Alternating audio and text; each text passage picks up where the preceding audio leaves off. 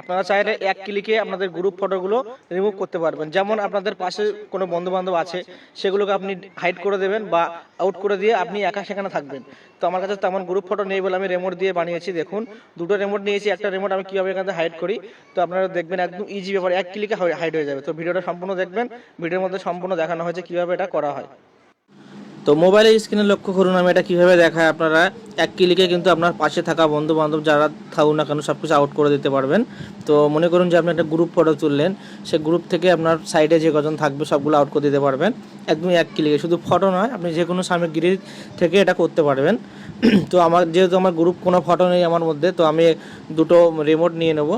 Photo already তোলা আছে আমার। তো আপনারা চলে যাবেন এই অপশানটায়,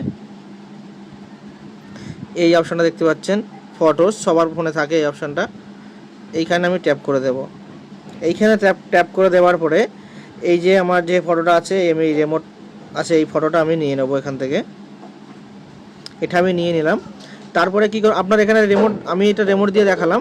বা আমার এই যে আমার এই পাশে যে অংশটা দেখতে পাচ্ছেন, আমি এটাও রিমুভ করব একদম এক ক্লিকে। এখন কথা হচ্ছে যে শুধু রিমোট নয়, এখানে আপনার গ্রুপ ফটো হতে পারে, আমার বন্ধু বান্ধব ভাই বোন যে কিছু থাকতে পারে এখানে। তো আপনারা কিন্তু সেগুলো সব কিছু রিমুভ করতে পারবেন। তারপরে কি করতে হবে, আপনাদের এই যে এডিট অপশানটা আছে, এই এডিটে ট্যাপ করতে হবে। আমি এডিটে ট্যাপ করে নিলাম। তারপরে যে অপশানটা দেখতে পাচ্ছেন, এই অপশানটা, এইখানে আপনারা ট্যাপ করবেন। এইখানে ট্যাপ করার পরে আপনাদের এখানে একটা অপশান দেবে ব্যাকআপ। তো ব্যাকআপে ট্যাপ করে নেবেন, যেহেতু আমার এখানে অলরেডি করা আছে সেজন্য ওটা দেখায়নি। তো ব্যাকআপে ট্যাপ করে নেওয়ার পরে এরকম অপশান দেবে। তো আপনারা কোন জিনিসগুলো এখানে হাইড করবেন। তো আমি আপনাদেরকে দেখাবো এই যে এই ছোট রিমোটটা, এটা আমি রিমুভ করে দেখাবো। আর এই যে সাইডে যে অংশটা দেখাচ্ছে কালো যে অংশটা আছে, আমি এইটা হাইড করবো, এখান থেকে আউট করে দেব। তো দেখুন কি করতে হবে। তারপরে কি করতে হবে, এখানে একটা ঘষাঘষি করতে হবে। এমন একটা ঘষাঘষি করে দিলাম, সেট করে দিলাম, ব্যাস অটো সিলেক্ট হয়ে গেল। তারপরে এটাকে আমি সিলেক্ট করে দেবো, এই অন্ধকার জায়গাটা। এবারে একটুখানি আপনারা লক্ষ্য করুন যে নিচেতে যে অপশানটা দেখা যাচ্ছে, এই অপশানটা, এই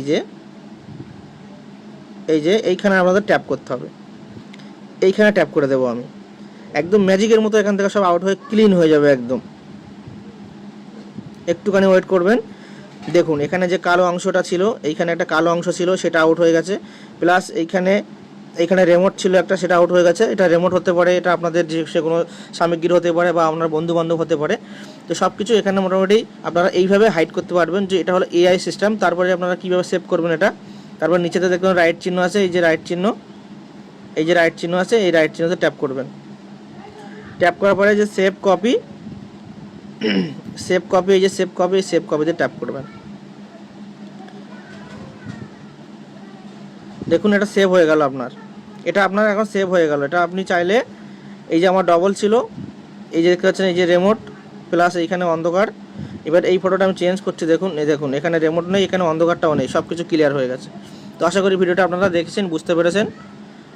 অবশ্যই ভিডিওটা শেয়ার করে দেবেন। ভিডিওটি কেমন লেগেছে কমেন্ট করে জানাবেন।